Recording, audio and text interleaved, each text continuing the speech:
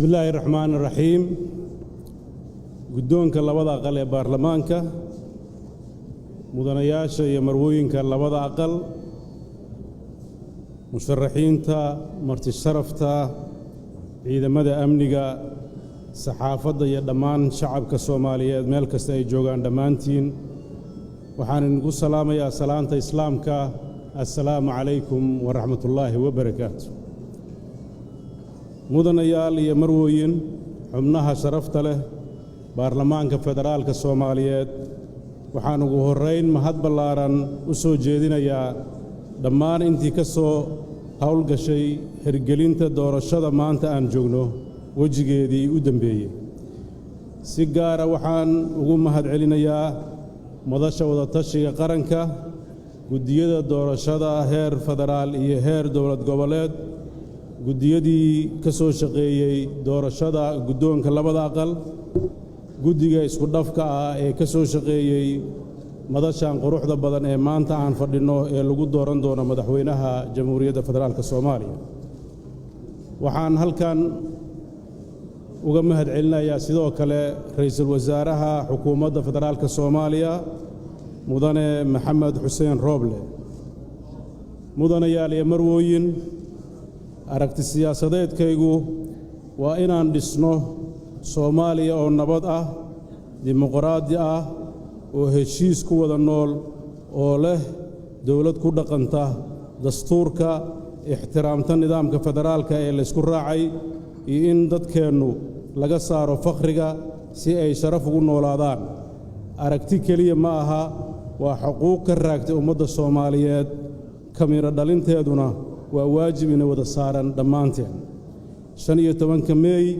waxa gacantiina ku jira masiirka ummadda Soomaaliyeed oo 30 sano ka badan dibana ahayd waxay u baahan yihiin oo aan idinka codsanayaa in aad igu taageertaan sidii aynu u gaarsiin lahayn amni buuxa adeeg bulsho iyo dawlad aamin ah waana aragtideeda siyaasadeed maanta waxaynu joognaa xilligii aynu dadkeenna u kala doori lahayn inay ku sii jiraan mugdigan iyo inaad igu garab siisaan sidaynu wada jir u dhisi lahayn Soomaaliya oo siyaasad ahaan dhaqaale ahaan xasiloon barwaaqo ah oo heshiis ku ah kuna xiran caalamka intiisa kale amnigu waa udubdhaxaadka aragtideeda siyaasadeed sababtoo ah dawladnimo waxaa lagu qiimeeyaa awoodda ay dawlad u leedahay inay sugto amniga xuduudaheeda iyo badqabka muwaadiniinteeda haddaan amni jirin dawladnimo iyo nolol ma jirto waxaa la joogaa xilligii aynu hanan lahayn amniga dalkeenna weligeenna kuma tiirsanaan karno deeqaha iyo taakulada beesha caalamka maanta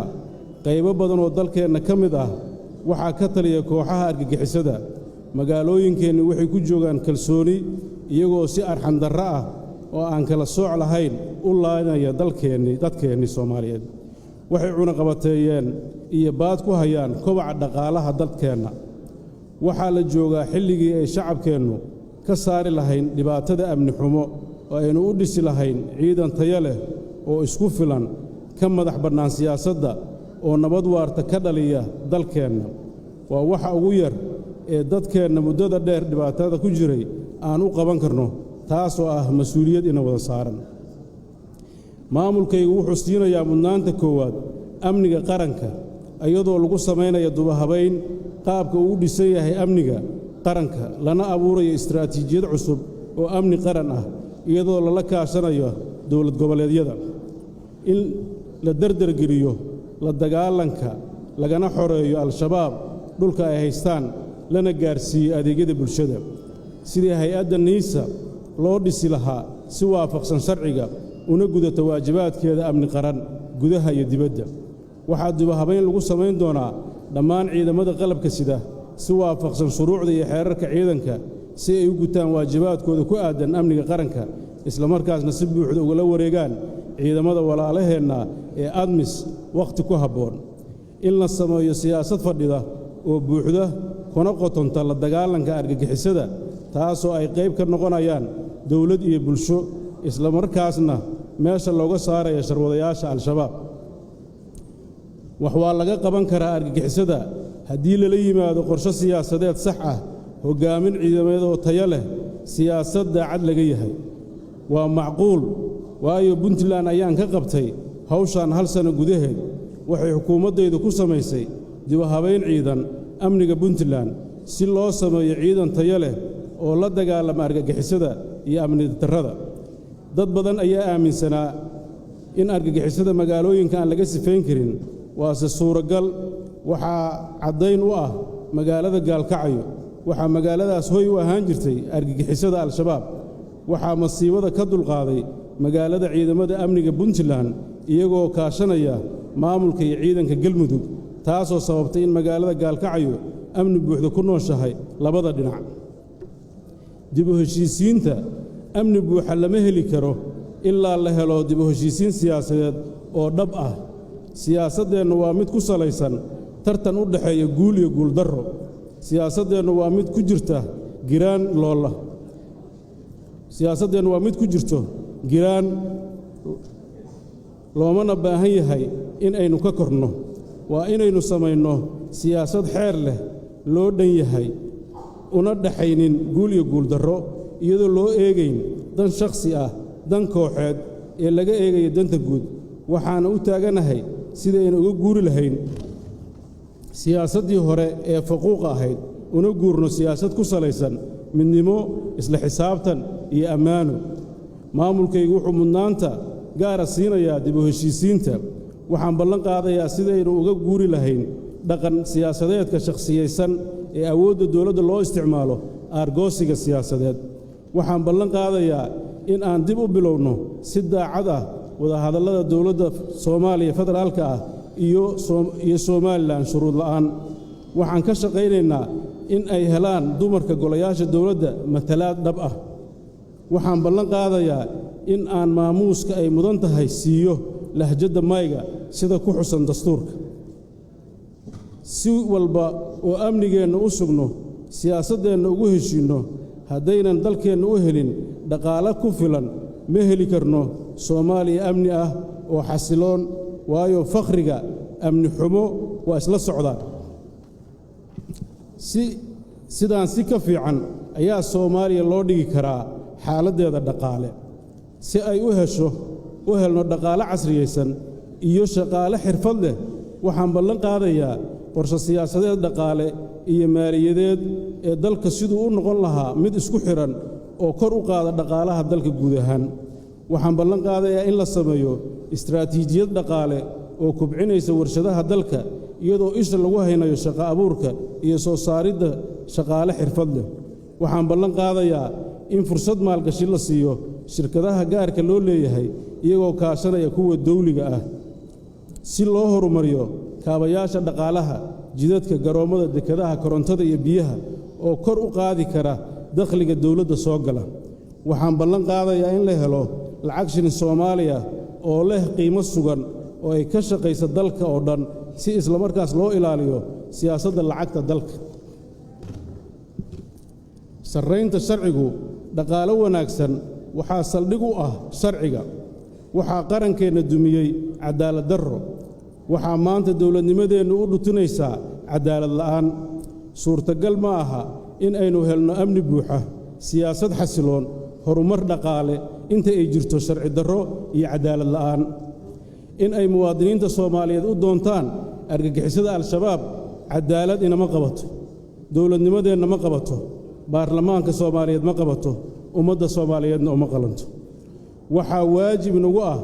in nidaamka cadaaladeed ee aan wax ka qabanno si ay dadkeennu u helaan adeeg cadaaladeed oo ay dadka Soomaaliyeed ku kalsoonaan karaan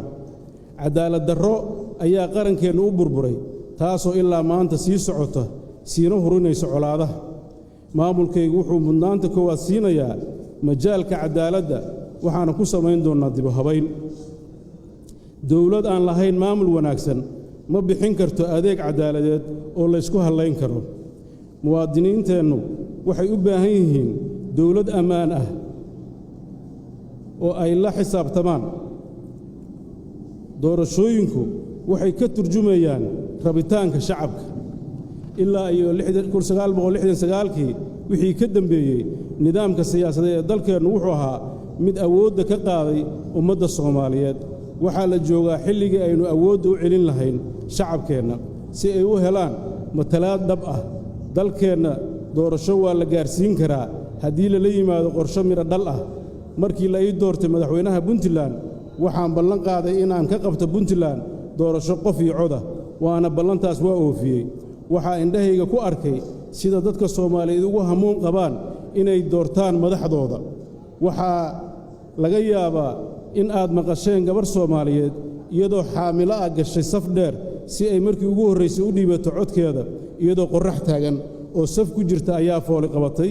ciidamada amniga ayaa intay qaadeen cusbitaal geeyey halkaas ay ku umushay markay umushay ayay dib ugu soo laabatay goobtii codbixinta iyadoo si ay u dhiibato codkeeda xildhibaanna sharafta leh waxaa ammaano ku ah ilmaha xaaladdaa ku dhashay iyo dhammaan carruurteenna in aan u dhisno dal dimuqraadiya oo dhammaantood taladiisa ay wax ku leeyihiin waxaa kaloo muhiim ah in la tixgeliyo nidaamka federaalka ee Soomaaliya ku heshiisay muhiimaddu waa si loo helo awood qaybsi dhab ah iyo dal la wadaago anigu waxaan ahay musharaxa kaliya ee ballan qaaday qabtayna doorasho hal qof iyo hal cod ah maantana waxaan hortiina ka ballan qaadayaa inaan dalka gaarsiiyo doorasho hal qof iyo hal cod ah haddii alla idmo waxaan ballan qaadayaa inaan tixgeliyo nidaamka federaalka iyo awood qaybsiga u dhaxeeya dawladda dhexe iyo dawladaha xubnaha ka ah waxaan in ay ku wada shaqeeyaan dawladda dhexe iyo dawladaha xubnaha ku ah si wada jir ah iyo tixgelin ah oo sharci ku salaysan waxaan ka taageerayaa dawlad goboleedyada siday u qaban lahaayeen doorasho heer degmo ah iyo heer dawlad goboleed ah si walbo aynu amnigeenna u sugno nidaamkeenna cadaaladda u hagaajinno dhaqaalaheenna u kordhinno dalkeenna dimuqraadiyeenno haddaynan dhisin maamul wanaagsan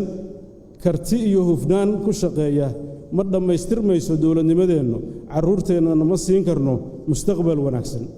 ummadda Soomaaliyeed ma xuma waxaa helay maamul xumo oo ay sabab u tahay hoggaan xumo waxaa hoos u dhacay kalsoonidii ay beesha caalam ku qabtay dawladda Soomaaliyeed taas waxaa ka daran oo khatar ah inay lunto kalsoonidii ay ummadda Soomaaliyeed ku qabtay dawladnimadeeda si loo soo celiyo sarreynta sharciga sharaftii iyo badbaadada qaranka waa in si degdeg ah loo dhisaa kalsoonida ka dhaxaysa dawladda iyo shacbigeeda in la hagaajiyo xiriirka caalamiga ah lana helo siyaasad dhexdhexaad ah kuna dhisan isxaq dhowr iyo iskaashi dhammaan dawladaha adduunka sidoo kale waxay dawladdu ballan qaadaysaa inay ilaaliso shuruucda caalamiga ah iyo axdiyada u dhigan qaramada midoobay nasiib darro mar kasta oo sharciga dalkeenna ugu sarreeya dastuurku wuxuu ahaa mid la jebiyo ama ay ku gaboodfalaan kuwii ahayd inay ilaaliyaan sanadkan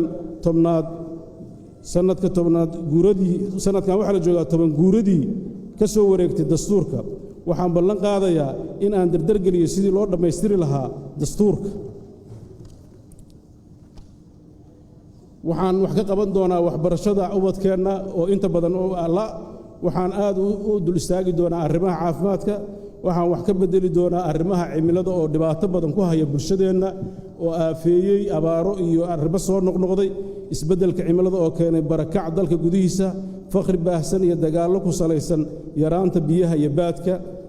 waxaan ku soo gabagabeynayaa mudanayaal marwooyin dhammaan xubnaha sharafta leh ee baarlamaanka federaalka waxaan hortiina ka ballan qaadayaa markaan codkiina isiisaan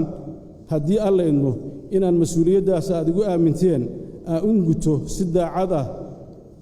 daacadnimo leh oo waafaqsan shareecada islaamka iyo dastuurka dalka sidoo kale markii aad i doorataan waxaan ballan qaadayaa inaan wax ka bedelo duruufaha nololeed ee mudanayaasha labada aqal taasoo aan ogahay in dhib weyn ka haystay mudanayaashii golayaasha idinka horreeyey mudanayaal iyo marwooyin ugu dambayn xildhibaanada iyo senatorrada sharafta leh waxaan si xusbad iyo qadarin leh ugu dheehantahay idinka codsanayaa in ay siisaan codkiina iguna aamintaan masiirka dadka iyo dalka Soomaaliyeed iguna xisaabtataan mas'uuliyadda sida ku cad dastuurka waad mahadsantihiin